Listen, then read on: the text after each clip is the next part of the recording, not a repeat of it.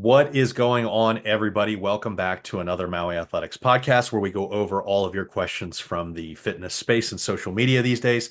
Our Facebook group, our Mighty Networks community, Instagram, all of the fun places. And we have another great list of questions for you today. And since we only have an hour and we always get backed up on these because we get so many good questions, thank you so much for putting those out there. Let's get started. Let's start to learn about fitness and nutrition. So, our first question is advice for somebody who's new to lifting. This is a person that's actually working with us specifically, but the information that we're going to give here is going to be relevant to everybody, whether you're working by yourself or working with us. She says that she's starting to learn what weights to use, getting familiar with reps in reserve, which we use for intensity, tempo, etc. What can you recommend for somebody who's just getting started? She mentions that this is her first time running an actual structured program that is dedicated to training and not just going in and lifting randomly. So my recommendation for a person like this is if it makes it easier for you, finding a structured program like we provide is a very, very good thing. And our group fitness training is only about $1 a day. So it makes it very, very easy. You can have training for at home. You can have training for a conventional gym, but it helps cut out some of those questions because especially when you begin, having a structured program can cut that stress. So I would recommend this type of thing, and there are as many options today as there have ever been to find a good program. So it's not overly expensive to just dabble your feet into these types of things. And obviously, we'll recommend Iron Core because it's really well formulated and it gives you everything you need. But outside of having that plan, I think that the biggest thing that you should be focusing on is just making it a habit. And I know that people really start to get focused on, okay, well, am I using the perfect weight?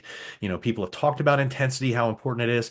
Some of these things aren't quite as important when you're first starting out. The really important things are being consistent, making this something that you do regularly, and then getting form down, becoming more comfortable with your lifts. These are the two things that I would really start to focus on when you first begin training programs. And, if you're doing something like our type of program, you have the full support for form checks and all that kind of stuff. So that's really good. If you don't, I mean, going with somebody that you know that is experienced and can give you form cues can be helpful. But getting form down, becoming more comfortable in your lifts, and then just building that habit is probably my biggest advice for this type of thing rather than worrying about all of the little minutia that kind of surrounds it. Because if you build that habit, if you start to become more comfortable in the movements, everything else will fall into place over time. That is essentially setting the groundwork. It's like if we want to build a house, you've got to put the foundation in place first, and this is the foundation. So that's what I would focus on for anybody that is looking for advice as a newbie. What about you, Beth? Yeah, you mentioned the form checks, and that's actually what I was going to say. Especially since this person is in our group and is following our group coaching, please submit form check videos because there's no better time to learn how to move properly so that you have confidence. Because the biggest thing for new people is, to your point, building the habit of going in every day and doing these workouts, but being confident that you're executing the lift correctly. Because after that, the weight will come. Adding weight and progressing will come. And when you're new, you're going to be progressing pretty much every week for a while. So that's not even, that wouldn't even be on my radar for a little bit. So please submit form checks for us so that we can help you. I would love to get my hands on a new person like this so you can like mold them into the perfect little gym person. Yeah, I mean, it's easier to do from the ground up rather than having to Yeah, relearn, is exactly. essentially Especially essentially on what you're stuff saying. like like the hinge pattern is probably, in my opinion, one of the most difficult patterns to teach a new lifter. People always want to just bend straight over at a 90-degree angle instead of Mhm. pushing their hips back. So, especially any type of RDL variation, which we do have coming up in our next cycle, I would love to see form videos from this person. That or what people end up doing, and this wouldn't be a case for our training, but for you people that are working out on your own at home, one of the big issues that I find with beginners is they will essentially avoid learning things that they need to learn to really progress well as an intermediate and advanced because they're uncomfortable with it. And having a coach can help bring you through that. And when you talk about things like learning to do a Romanian deadlift or a deadlift in general, the hinge pattern is not intuitive. Nope. And so what people do, and they're like, okay, well, I don't know how to do this. So what I'm going to do is I'm going to regress it. And then you fuck up the regression. And so what people will typically do when they're screwing this shit up is that they will do a trap bar and they will think that picking a trap bar up off the ground is a trap bar deadlift. That is not a trap bar deadlift. In fact, I actually think it's a bad idea for people to use the trap bar if they're uncomfortable with deadlifts. I don't like it. I Yep. don't like it because if you it's harder to learn deadlift from a trap bar than it is to learn it from a barbell Agreed. because you the reason that people think that the trap bar is better, more comfortable for them, easier is because you're not doing a deadlift at all. You're doing a trap bar squat. You don't know how to do the hinge pattern. The barbell is showing you that you don't know how to do the hinge pattern. And now you're avoiding doing the hinge pattern. And so you're doing a squat. You're just picking the bar up off the ground in a squat. That's not a deadlift. A deadlift is not just lifting it off the ground. There's lots of different ways to lift something off the ground. They're not all deadlifts. Yep. And the same thing happens with a trap bar. People will think I'm picking the trap bar off the ground, therefore I'm doing a deadlift. 100% not true. And Yeah. if you don't know the difference between a trap bar squat and a trap bar deadlift, you are doing a trap bar squat. Most 100% likely. Yeah. guarantee it. Yep. 100%. And Yep. so people will use this. They'll be like, okay, well, I don't know how to do the barbell, so I'm going to do this as a substitute. And you're not doing a substitute. You're doing a substitute for a squat. You're not First doing a one. substitute for a deadlift. Yep. I highly, highly recommend that people learn to do hinge patterns with a barbell. Because if the barbell doesn't feel good, you're doing the hinge pattern wrong. And that is an indicator that you're doing it wrong. So until the barbell feels good, you are not skilled enough to use a trap bar or dumbbells. Now, I know that some people, all they have are dumbbells.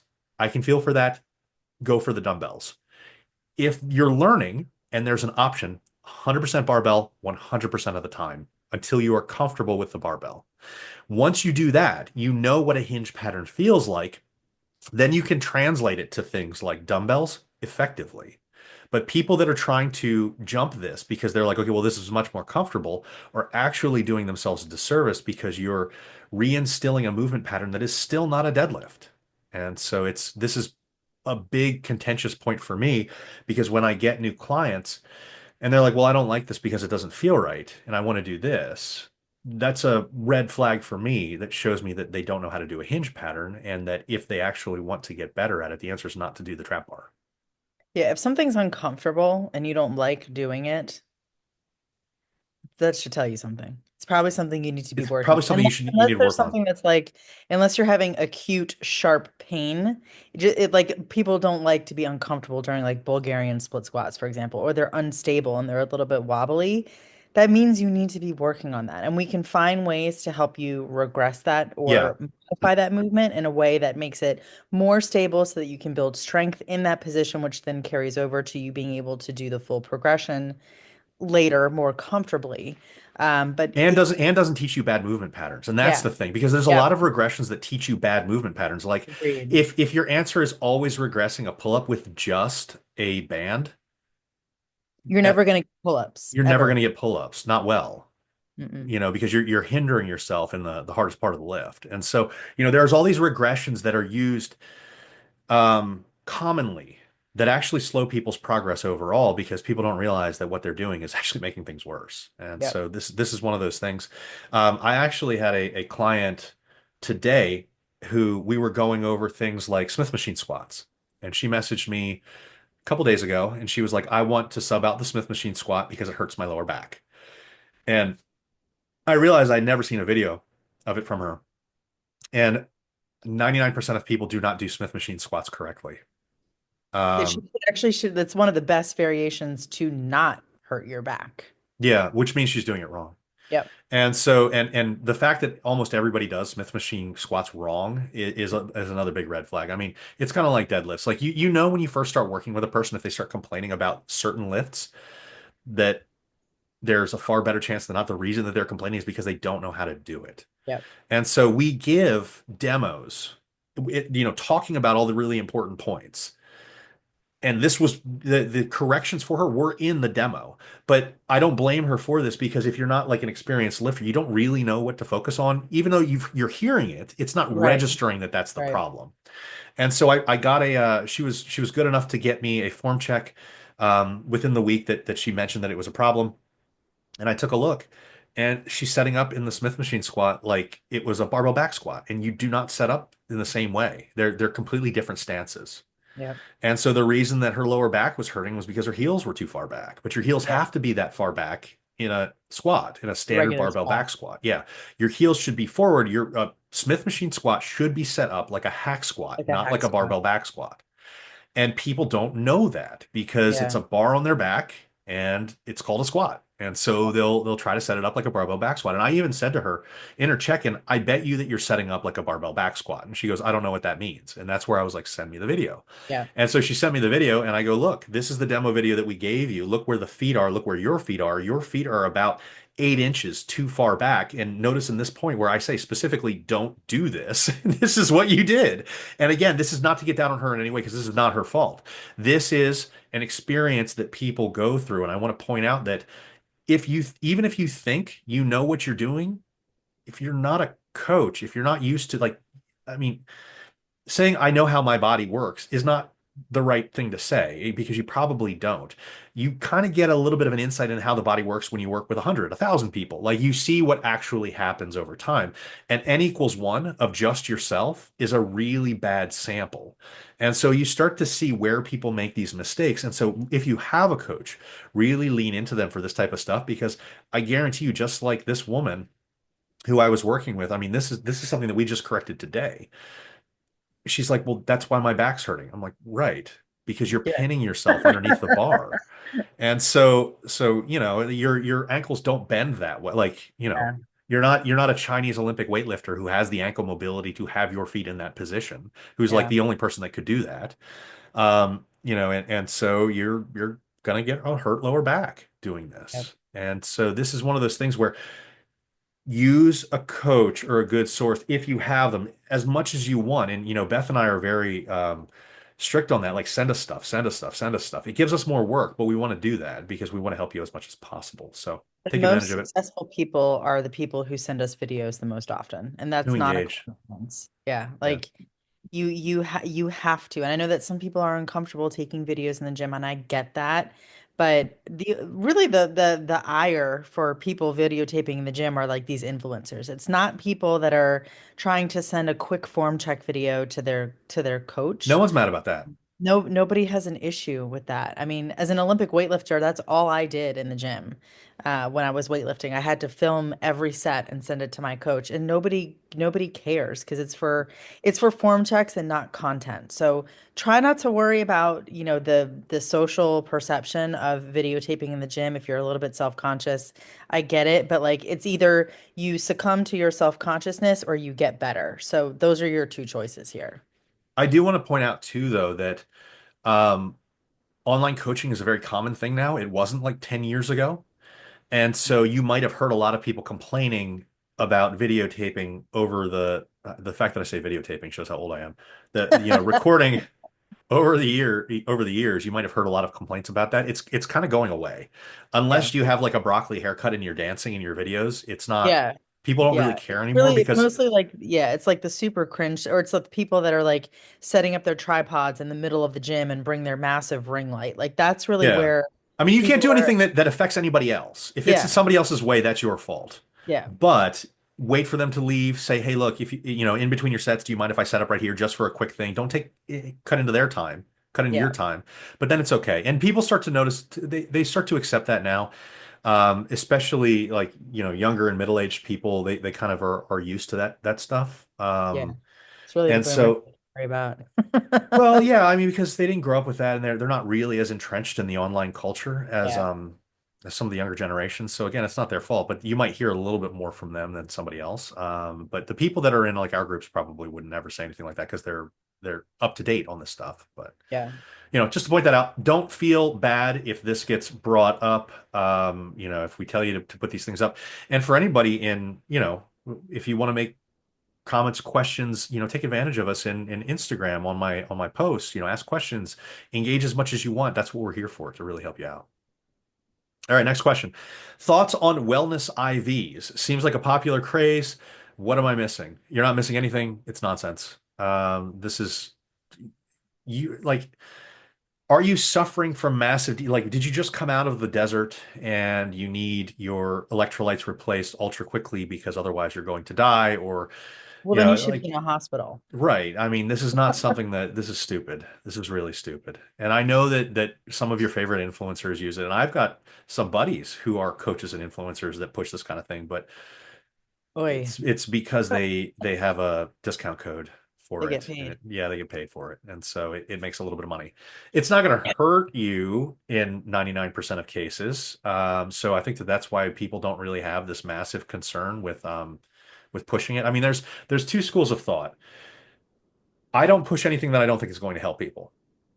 Other people will push things. It doesn't matter if it helps people or not. They just want the money. And then there is a third group that will say, hey, as long as it doesn't hurt somebody, I don't mind pushing it.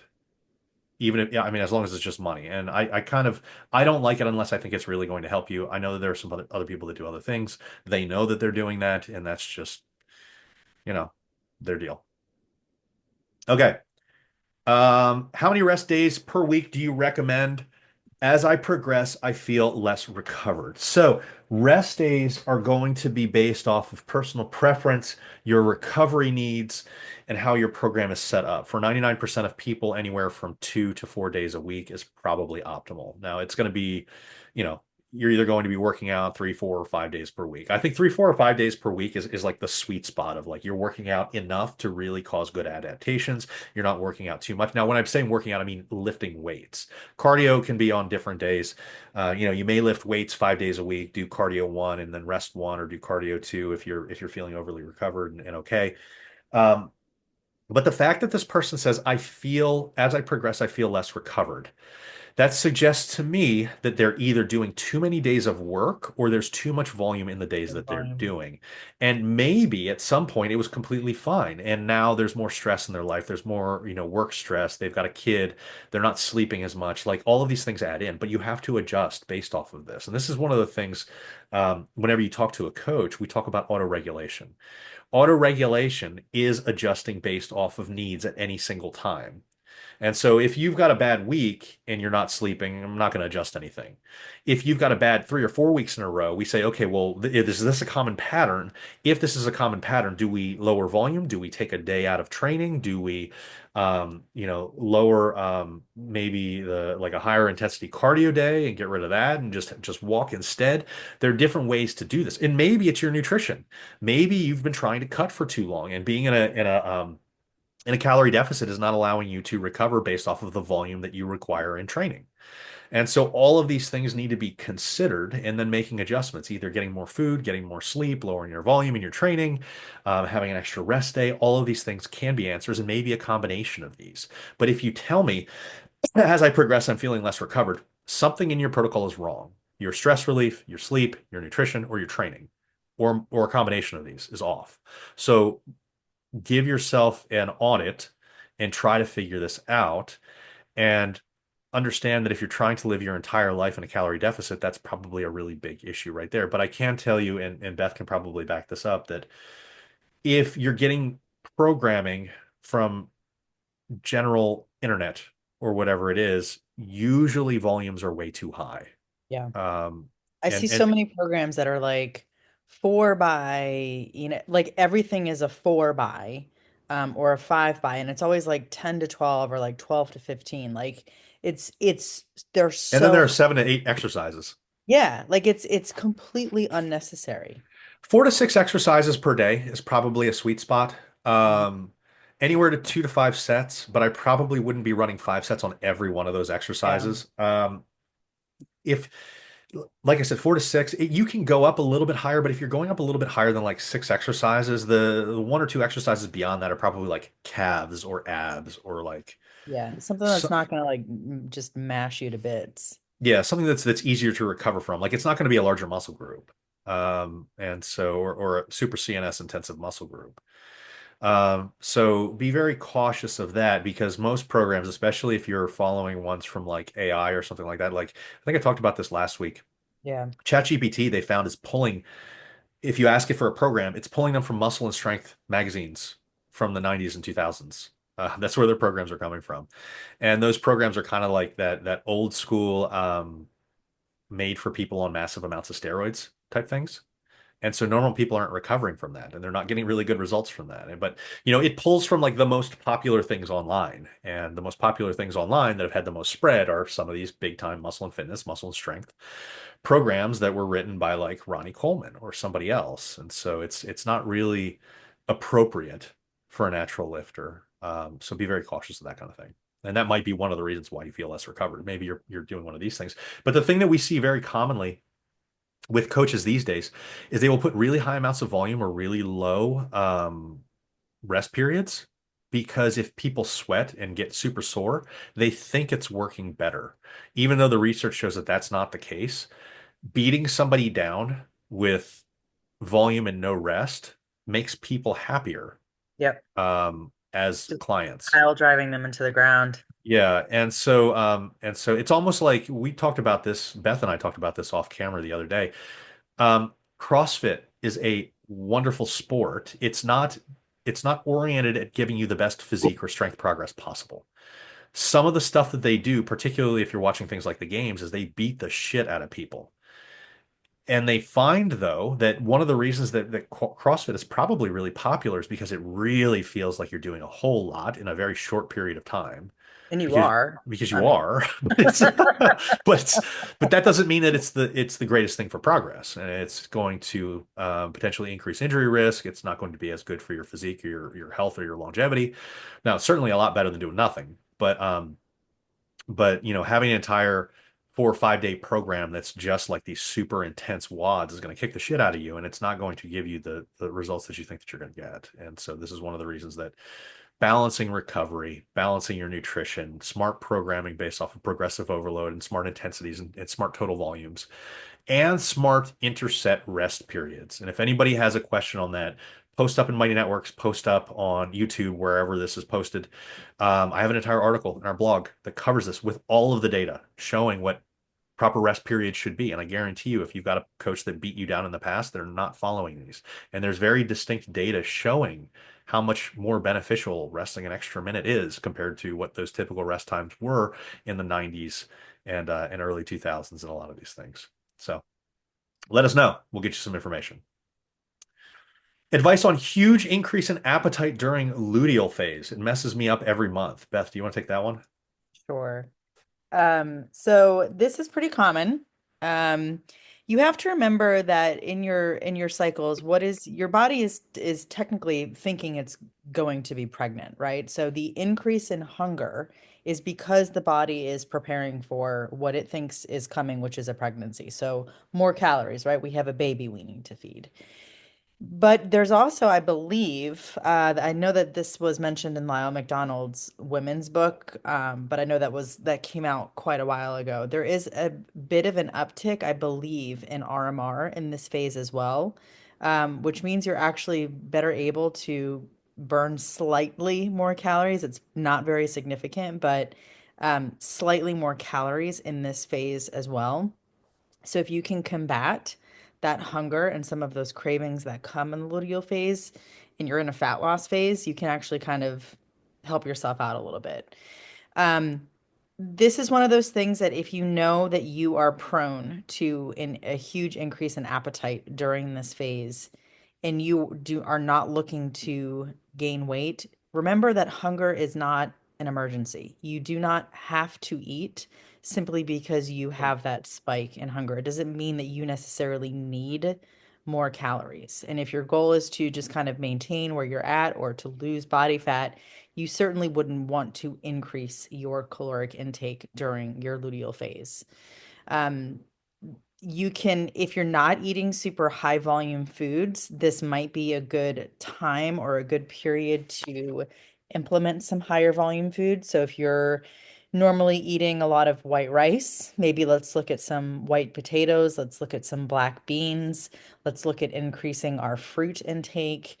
I usually personally, when this happens to me, it doesn't happen often, but it does sometimes happen. I shoot for higher volume foods and way more vegetables to keep my belly full. Lame. Nobody It's, wants to nobody wants to eat vegetables. I know. So here's the other thing. I want to point out, I don't think I've heard this a whole lot, but just to be clear on it, you're not going to gain more fat at a certain part of your phase than another Mhm. because of your hormones. Yeah, because Outside of the fact hormones in and of themselves, the estrogen, the increases and decreases in estrogen don't cause body fat they don't gain. cause fat gain. Mm-mm. Now, if you're eating more calories, that's going to cause more fat gain. So people will Correct. argue this back and forth, and it's kind of like a secondary effect, depending on how you feel. And some of it is a self-fulfilling prophecy. And I want to say this with a woman on screen too, so I can say this and get away with it. So they've done studies looking at women across the world and the cravings that happen because of the menstrual cycle. Yes, that happens. But you don't crave specific foods because of your hormones. You crave specific foods because of something that you've learned. You believe that you need to crave those foods. What I mean by that is when they did this study and they looked all around the world, they looked at sampling of like American women and European women. They all kept saying, "Well, we have to eat chocolate." And there's nothing about the hormones that tell you that you You- have to eat chocolate. The angry women are going to come for you Yeah, now. that's why I have you on. Hold on. Let me fix this. All right, there we go. I'm going to continue talking about this. So the thing is, when you look at the research and we look at the fact that there is this increase in cravings, that's 100% true. So what you're experiencing is true. But there's an expectation effect involved in it. And the expectation effect is that you need chocolate or whatever it is, because it's different per person. But when they looked at Japanese women, none of them wanted chocolate. They all wanted salty things. And so the craving is real, but what you reach for is different. And it is a learned habit and it's an expectation effect. So if you've learned to crave chocolate, you can learn to crave something else. It's going to take time and it's going to take you having to have consistency in what you give yourself. But if you're consistently reaching for chocolate every time that you do that, that is going to likely reinforce that drive for chocolate. And I don't want to vilify chocolate. If you say, hey, well, I have a drive for chocolate during this time period, I'm going to work 120 calories or whatever it is of chocolate into my daily life, and I'm going to be comfortable with that. Cool. That's awesome.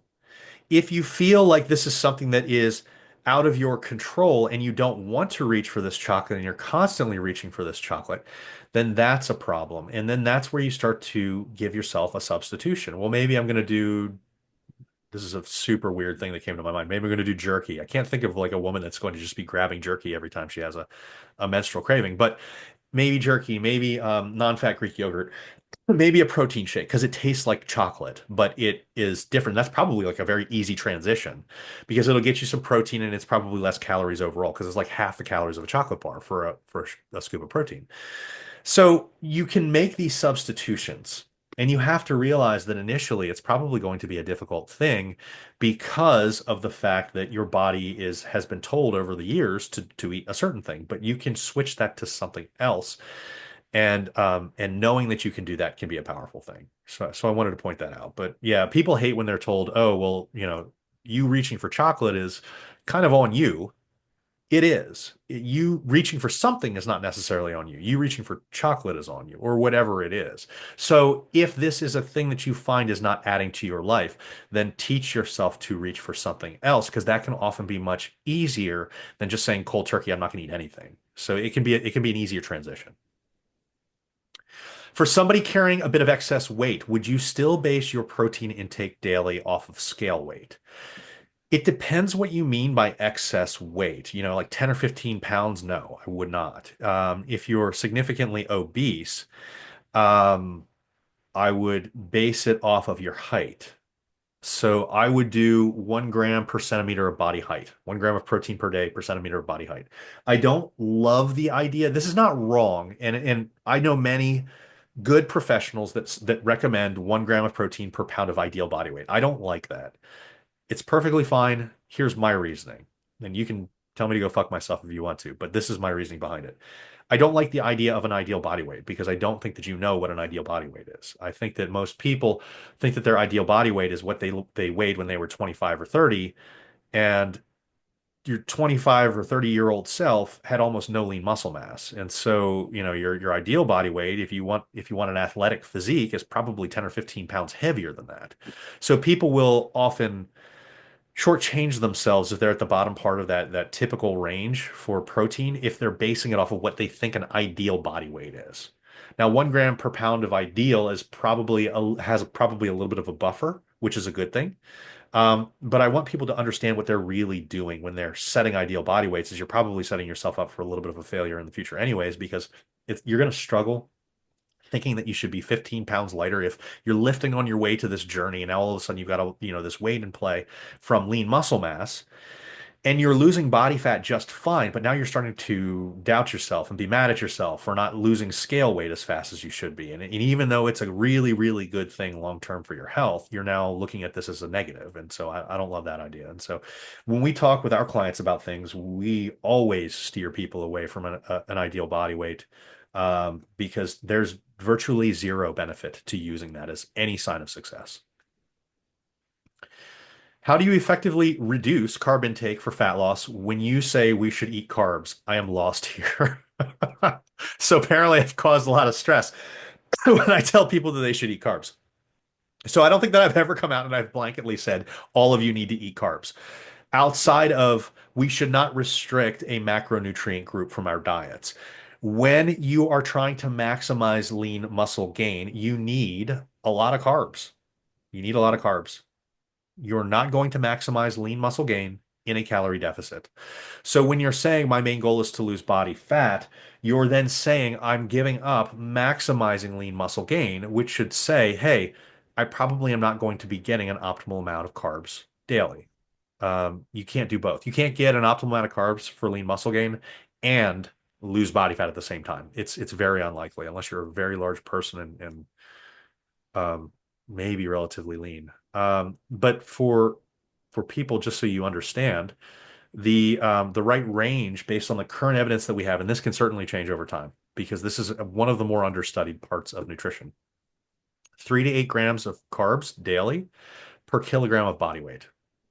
It's a lot of carbs. It will almost certainly put you at maintenance or above. That is to maximize lean muscle mass. That is not to have you lose weight. And so 99% of the time, people get really upset about this. They'll say, well, I can't lose fat while eating that. Right. I never said you could. This is to maximize lean muscle mass. You should also not expect to maximize lean muscle mass in a calorie deficit. Those two things are opposing actions for your body. Okay. What type of protein to look for in a protein bar? This is a question that I get a lot because I talk about the fact that if you're eating protein bars regularly, avoiding beef protein isolate and collagen as large sources is probably a really good thing. So literally anything other than beef protein isolate, collagen, or gelatin. And this is confusing for people because beef protein isolate sounds like it should be a good thing, but beef protein isolate is just collagen and gelatin. It's gelatin. It's blood product and connective tissue. It is not beef meat. It has very, very poor amino acid profiles. It does not repair, build lean tissue like normal protein sources.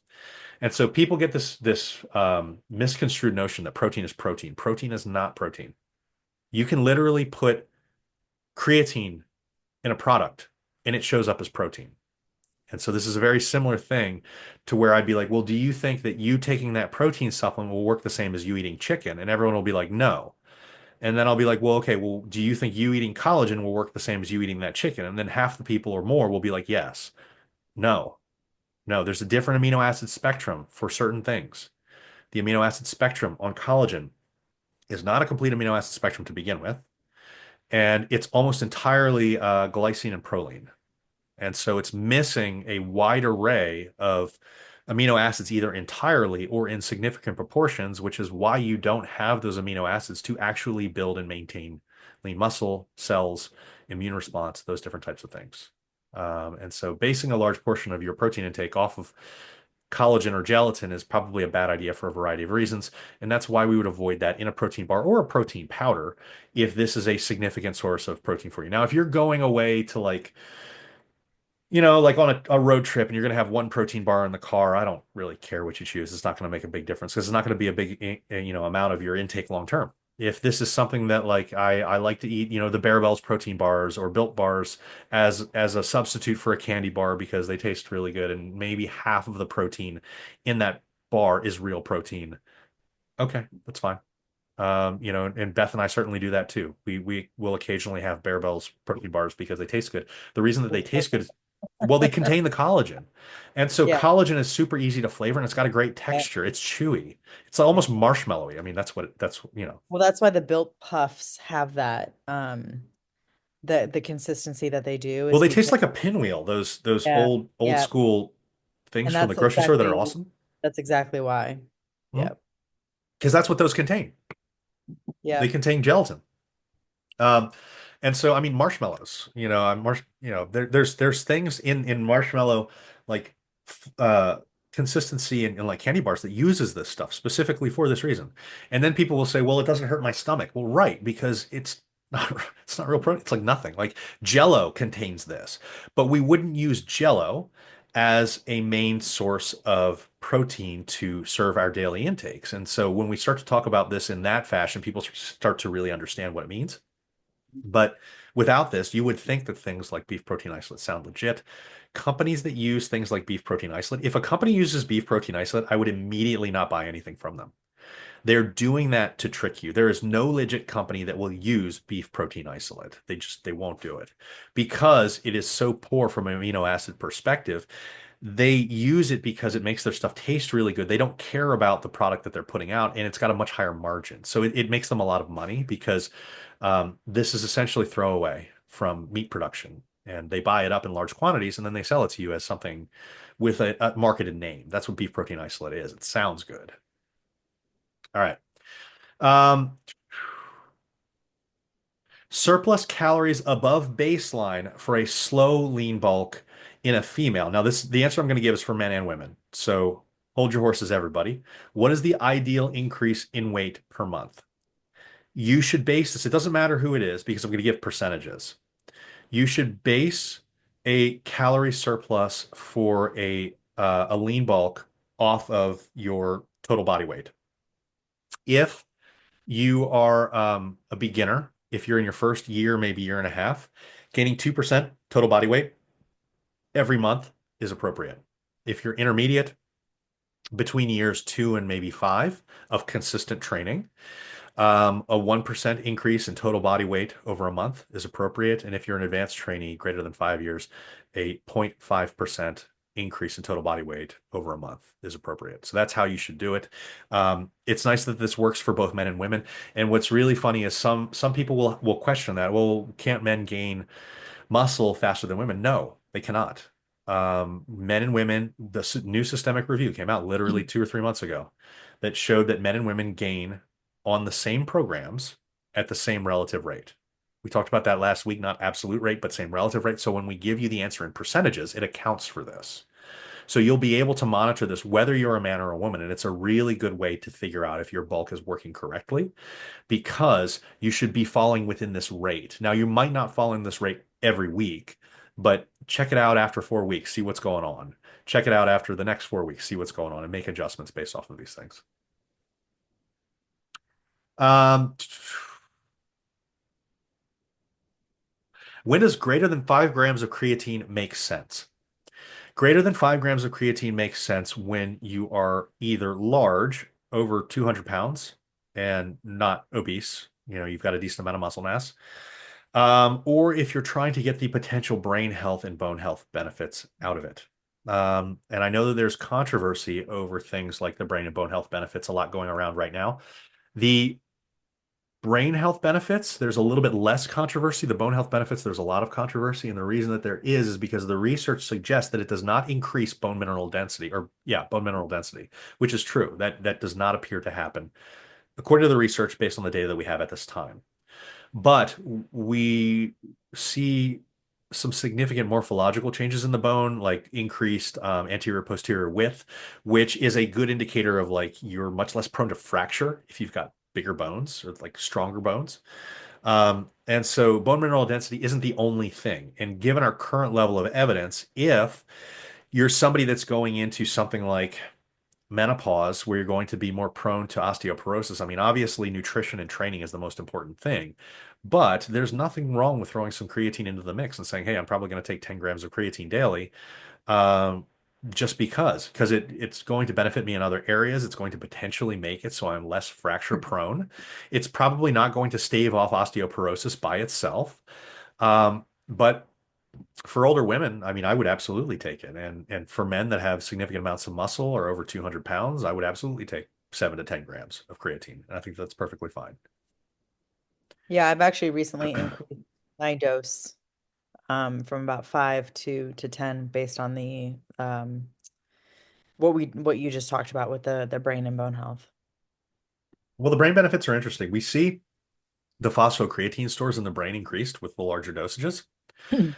The actual benefit, whether it's going to provide you a benefit or not, is probably dependent on whether you're prone to having some issues. Like if you haven't slept a bunch, like all of a sudden it can help reinvigorate the brain a little bit. If you're otherwise healthy and normal, it's probably not doing a whole lot.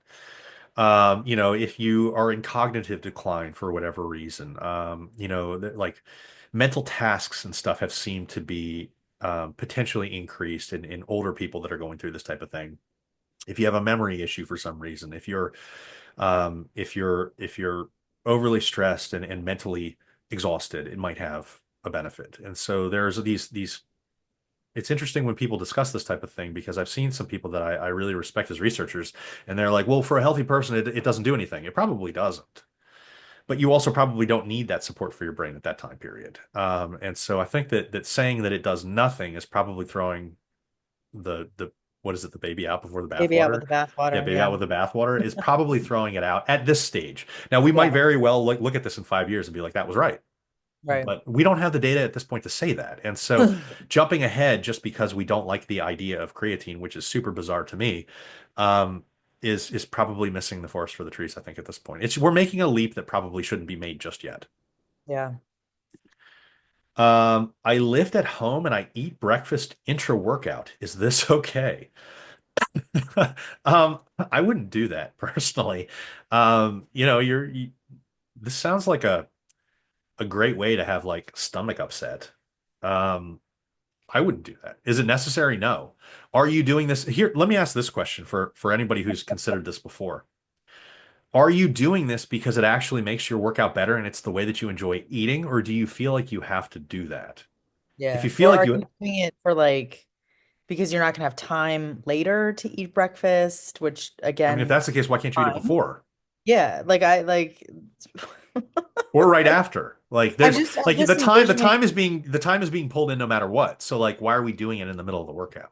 I'm just envisioning somebody eating like a breakfast sandwich, like in the middle of bench press sets. Well, hold on. Like, He listed what he ate. I eat, really? yeah, nuts, a protein shake, Greek yogurt, and granola.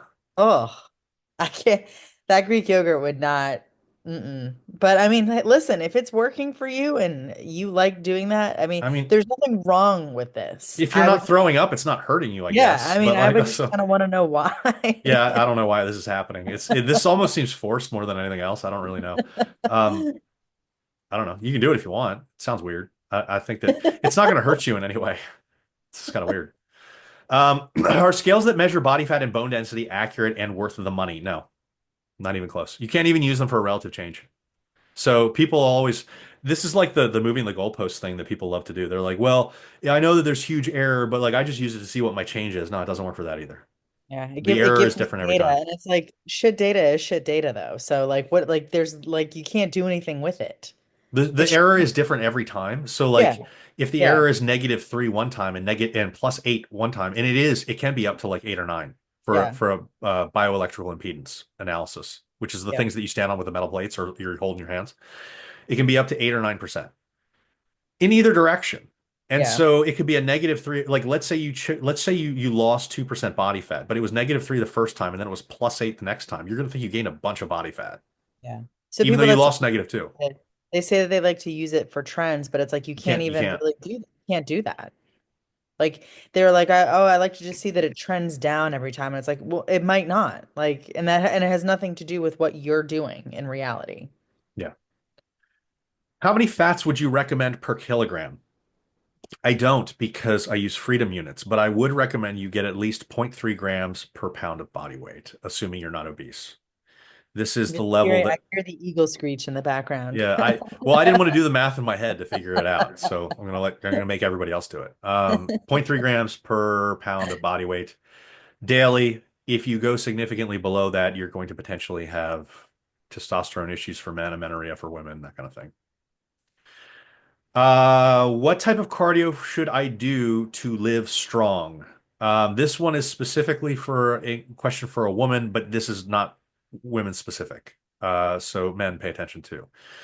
She's asking if we should do zone 2 HIIT, a combo for healthy, strong living.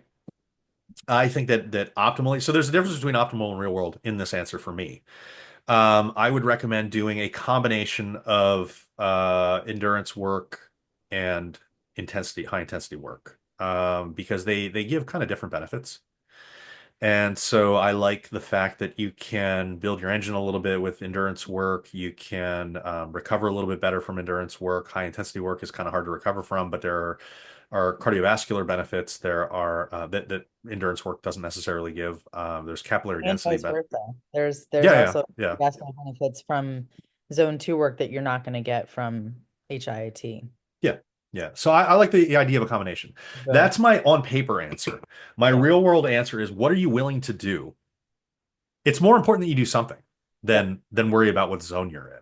And I Yep. think that people very often get really fucking focused on zone. I'm so tired of like, if you're not somebody that's like training for a specific sport or to like do really well in like a marathon or something like that, don't worry about your zone. Well, the other Like thing is zone is not necessarily it is, but it isn't a heart rate zone for people who are untrained, or for most of your heart's us going who to raise really badly anyways. well, for most of us who are doing cardio 2 or maybe 3 times a week, we fall into that category of not like we're not super high level running endurance athletes. The zone is more about a feeling. It's more about an RPE than it necessarily is a specific zone of like, you know, your zone 2 is 104 beats per minute to 120. Usually the litmus test for this is can you sing the alphabet song while you are performing this zone 2 work? If you are, you're working in the correct zone for those particular cardiovascular adaptations. If you cannot sing the alphabet song while you're doing that work, your heart rate is a little bit too high for those particular adaptations. But again, you're doing cardio, it doesn't fucking matter. Like do if you want to sit in that higher heart rate zone for that duration, do it. But that zones really, I want people to think about, I want people to conceptualize zones as a feeling, as an RPE versus a strict number that you are seeing on your watch. It is about a feeling. It should feel easy. It should not at any point feel difficult or hard. You should not be breathing hard and heavy. You should not feel like you're having a heart attack. It should be a little bit faster than a fast walk, essentially. Yeah. I mean, this is it's going to be nuanced a little bit. And I think that people really kind of overcomplicate it rather. And I They like try to the, micromanage it. Like they're like, yeah, oh, I hit 125 for yeah. 5 minutes of my zone two. Like nobody cared. It doesn't matter. As a normal person, I wouldn't even invest in a heart rate monitor for this. No, I, no. I would use, I would use Go RPE by or like what you feeling. were saying. Yeah. Yeah. Yeah. Progressive overload. How fast should the reps or weights be changing weekly or dot dot dot? This is going to be dependent on how experienced you are. And again, there's no hard set rule for this.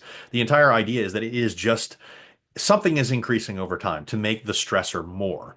Either you need to do less rest up to a point, you need to do more weight, which is the preferred method that we use.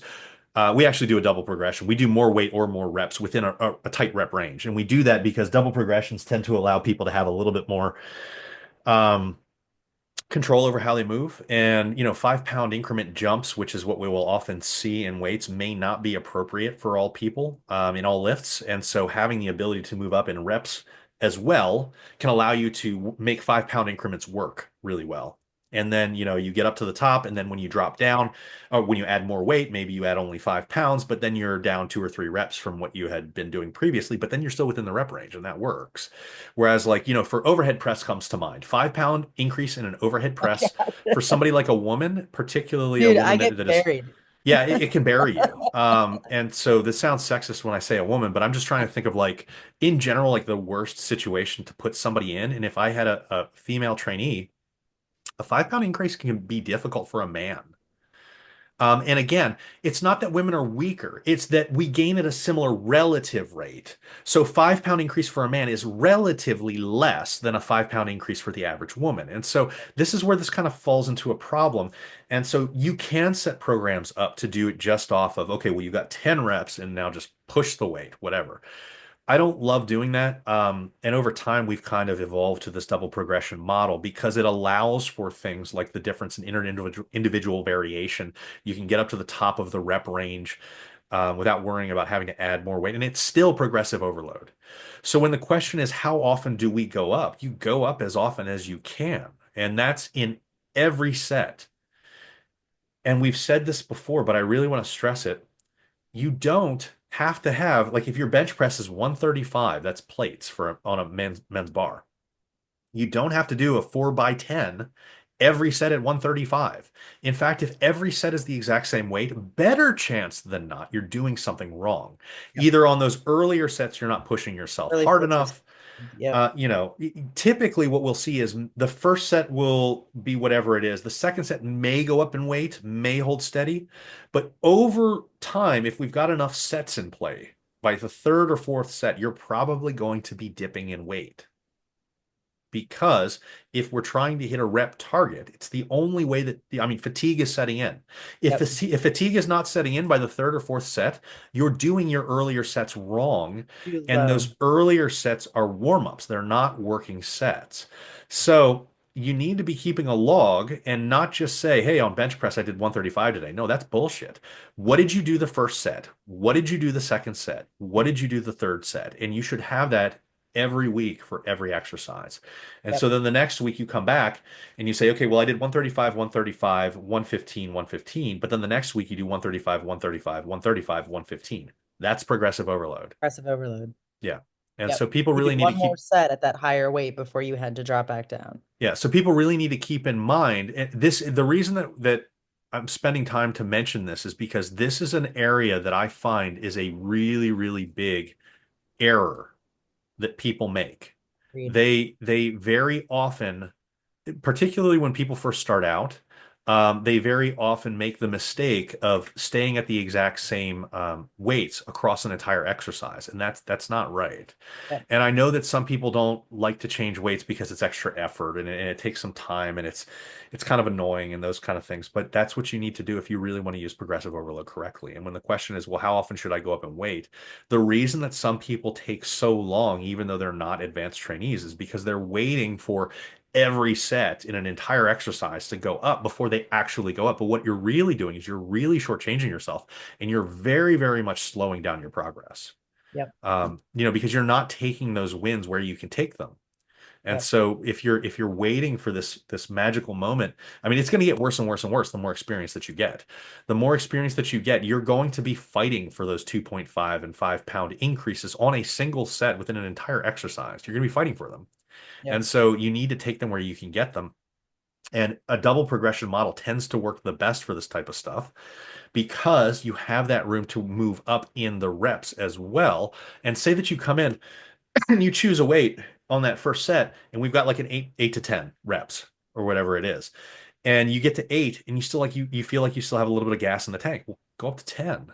Yeah. And even if this is not the first week, I would say don't do this in the first week. But if this is beyond that first week and you get to 10, you still have some more left in the tank, I would say probably keep going and then make a note. Um, I need to go up and weight next time. Like challenge yourself to get to that rep and reserve target, that intensity target, no matter what weight you put on the bar. If you screwed up, you screwed up. But by the third week or so, this should be dialed in. Yeah. If you're in that second week, that first week is kind of a dialing in period. So we it's okay if you're a little bit off and that's not really a problem. But that second week, if you're supposed to be getting 8 to 10 and you get to 10 and you're like, man, I got 3 left. do at least two. Yeah.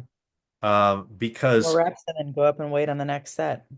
yes, yeah, and then make a note. Hey, next week that I come back and I'm doing this, I need to go up and weight because this I Oh, undershot yeah. myself on this initial exercise. And you should have notes. And every time I make a note in my notebook, and this is one of the reasons that I don't, I don't do everything through just an app.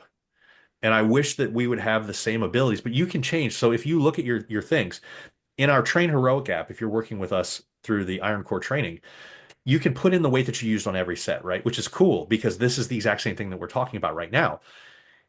If you did 135, but you went above the rep range, literally just change that to 140 or 145. So the next time that you come back, you know that that's the weight that you should be using.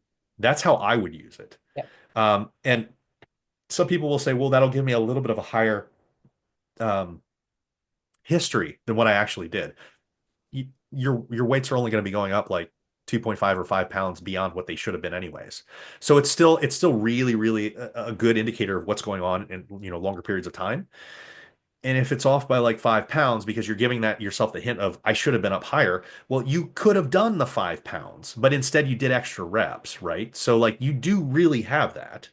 And it's good to know that that's what you need to go for. And so that's how I would do it in those things because I don't believe that there's an indicator that like when I write in my notebook, I just put an up arrow next to it. That means go up and weight, or a down arrow if I feel like I need to go down. Um, in this, I would literally just add, the next increment in weight if I was close, but just went slightly above my rep range. That way, you should have been able to get that anyways the week before. So I don't think that this is really going to throw anybody off, even if there's a little bit of concern there. I think that this is perfectly fine. I think that that's how you set it up to be successful long term. Okay. All right, guys. That's it for today. Thank you for joining us again for another podcast Q&A. If you've got any questions, reach out to us on Mighty Networks, Facebook, and our Instagram account, or in the comments section in YouTube, and we will help you out each Friday at 11 a.m. Hawaii Standard Time. Thank you.